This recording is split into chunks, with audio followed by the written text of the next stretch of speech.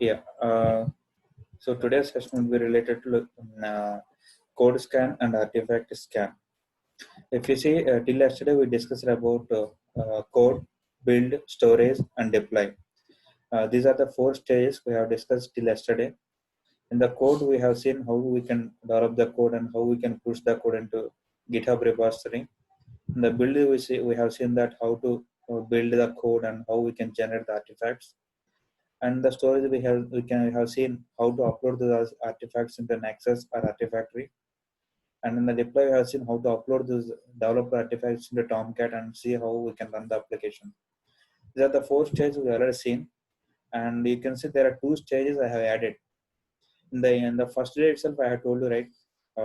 There will be very basic stages like code, build, deploy, and all the remaining stages I will keep on adding one by one, so that you will understand what is the base layout of DevOps process and what I'm adding the stages and why I am enhancing all the stages. So now, till yesterday, you have developed the code, you have built it and deployed it, and it is running fine. But what about the security? What if the developer did not do, up to the mark? What if the code having some issues? And what if the artifacts which are generated also having some issues? How we can identify that, and who will identify that? So in manual way, if you wanted to identify, it's a difficult process. But we have certain tools which can make our life easier. So what is the main purpose of this scanning? Is to improve the code quality, improve the code in such a way that it is bug free, so that whatever the application we deploy, it will have less number of bugs, and the code should be efficient. So if we eliminate the duplication of code, definitely the code will be efficient. If we eliminate the bugs in the code, definitely the running application will be free of bugs. Of course, we cannot eliminate all the bugs 100%, but at least we will try to reach 99%. So that is why we have included code scan and artifact scan. If you see, I have placed these stages, code scan and artifact scan, in between the stages, because after the code development happen only, we can see what are the mistakes code has. And at the same time, after the artifact development only, we can see and we can scan artifacts and see what kind of issues the artifacts has. That is why I have placed code scan and artifact scan. There are a couple of tools in the market which can facilitate this code scan and artifact scan. Let's see in the coming slides what are those and how they can help us. So these are the number of tools which can provide those functionalities. As I told you, code scan is related to scanning the developed code, developed source code, and what are the issues it has, what are the bugs it has, what are the duplicated code it has, what is the redundancy of that code, what are the vulnerabilities of that code. Everything can be scanned. So some of the tools called Sonarqube is mostly widely used because it is free, free and open source, and licensed versions available. People mostly go for free open source Sonarqube version because it covers most of the facilities which common application teams require. And other tools you can see, Parasoft is there, SourceMeter is there, CodePeer, Veracode, Checkmark, Microfocus, Fortify, and Demand. These are all the tools you can use for code scan or artifact scan. In the list of tools which I have given, some of the tools which can do both the activities. For example, if you see Sonarqube, it will only do developed code scan. So that is called as static code analysis. And if you say Veracode, here in the third one from the bottom, it is Veracode. It can do static code analysis, but the main important is it can do binary scans. Binaries, what I mean is the developed artifacts. It can do the developed artifact scan without having any dependency with the developed code. If you provide the developed artifacts, it can directly scan the artifacts. It does not require any source code. So each tool has its advantage, and based on the advantage which provide by the tool, the companies will select. So all the tools here, if you see, all those are licensed except the first one, Sonarqube. Sonarqube also we have enterprise one, data center one, and licensed versions are available. But most of the features provided by open source free version are sufficient. And Microsoft Fortify, these days we are able to see most of the advertisements on YouTube about Microsoft Fortify. So these are all the tools will provide static code analysis and artifactory scan. Companies will choose based on their contract with the companies, and based on the features they will select. In this session, we will talk about Sonarqube, how it works, and how we can do static code analysis. But if you wanted to do artifact analysis, we need Vera code and it need license. So in this session, we are not going to cover that. We will cover Sonarqube, that is static code analysis. So this is the tool Sonarqube, and these are some of the features which are provided by Sonarqube. It will provide static code analysis. It can detect the bugs and vulnerabilities. It can see the code smell, code quality, and review security hotspots. These are all the facilities provided by Sonarqube. And there are different types of Sonarqubes. One is community edition. It is open source and it will support 15 languages which are there in the market. So yeah, whatever the language you have or or whatever the technology you wanted to develop, almost all of the languages this Sonarqube community edition will provide. The three other developer edition, enterprise edition, data center edition, these three editions will also provide the same features, but additionally they will provide some more features. For that, it requires license, and license requires cost. So Sonarqube developer, enterprise edition, data center edition, mostly purchased by organizations where they want enhancement features. For example, in the developer edition, they will provide pull request decorations, and in the enterprise edition, they will provide parallel processing of all the analysis reports.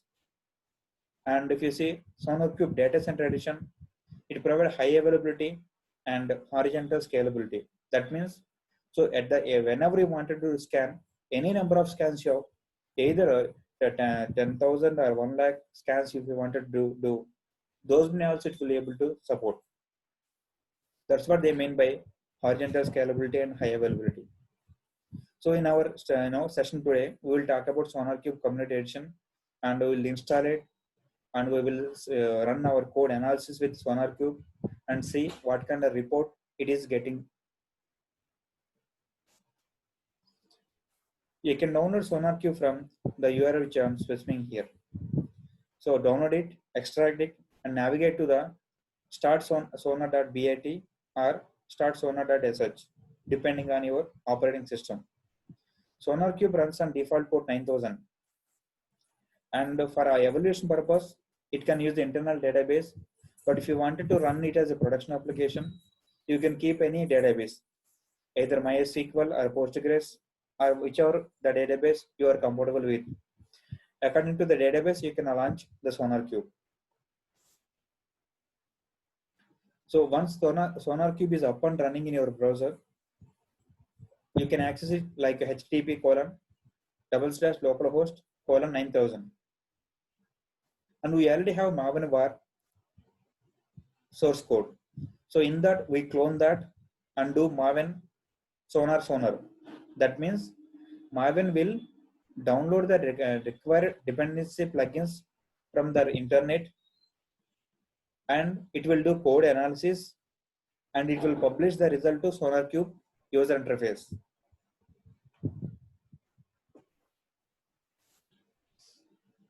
So if you see, I simply told ambient sonar.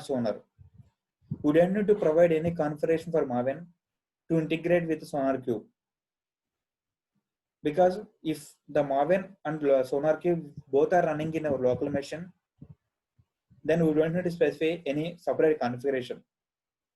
But if the Sonarqube is running in a different server, and if it is having different IP address and different port number, in that scenario, you have to make this entry in settings.xml.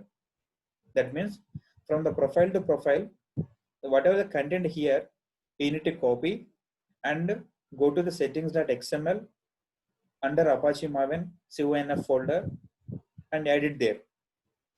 Under the localhost 9000, you change it according to the IP address and port number of that Sonarqube.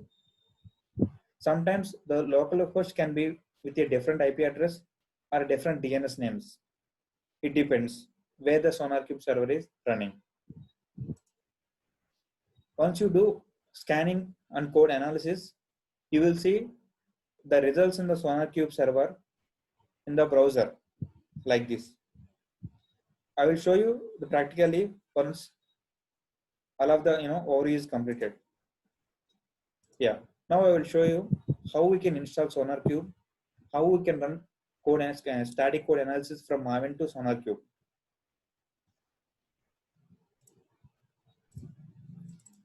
I just opened our Maven var. Since I already cloned it, so I'm having source src folder and target folder, which we know. Now let's download the Sonarqube.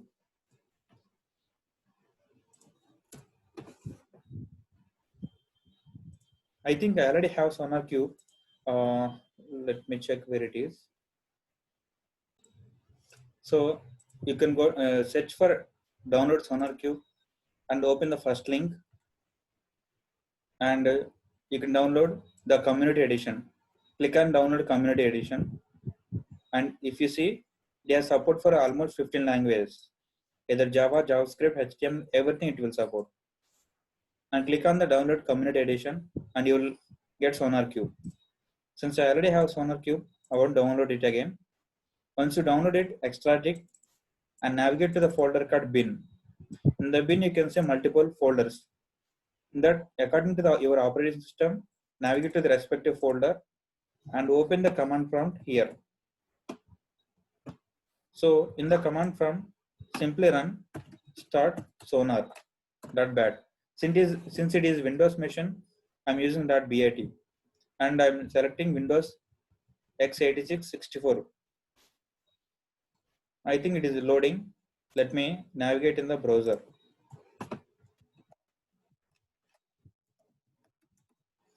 Since the Sonarqube operates in 9000 port, yeah, if you see, Sonarqube is started. Yeah, so the previous process is already running, and Sonarqube is is up and running. So I already have some analysis already done previously. So I will delete this thing so that I can run a fresh analysis.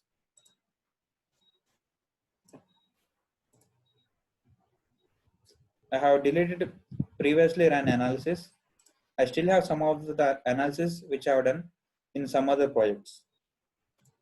I will navigate to maven-var. This is the source code which you have, and I will open command prompt. Done mvn space sonar:sonar.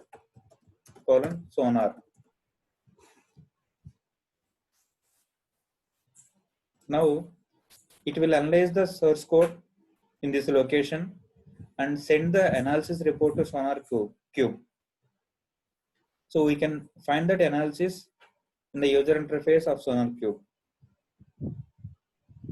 See, the analysis report is generated and the analysis report is uploaded. So we can see that in the Sonarqube URL. So we have not provided any configuration. So by default, it will send the configuration to report to Sonarqube. Let me refresh and see. See, Maven var example is there. So this is the analysis which I have done using Maven. Maven uses Sonarqube plugin to do the analysis. You see, we don't have much code in that, so that is why there are no bugs, there are no vulnerabilities, and there are no code duplications. But if you see code smell showing 5 minutes and code smell 1, let's see what it is. So remove this empty class, writes its code or make it an interactive, something it is suggesting. So the developer will take care of that. But our part is to establish proper Sonarqube server and make sure it is up and running. And if required, make sure the Sonarqube runs in high availability mode so that it will run always. We have not provided any configuration to maven and Sonarqube. Since both are running locally, it is able to pick the Sonarqube and send the analysis. But if you are running the Sonarqube in a different server, then we must specify the configuration. So that configuration we need to specify in the Apache maven. So navigate to the Apache maven and open the conf folder and open the settings.xml. In the settings.xml, this is the profile section you need to add. Currently, the Sonarqube is running on localhost 9000, so I kept it as it is. But if it is running in a different server, you mention Sonar, whatever the DNS name you wanted to provide, and save it. And again run your maven command, mvn sonar, so that it picks up the server and submit the analysis. I'll pause here now and see if you have any questions.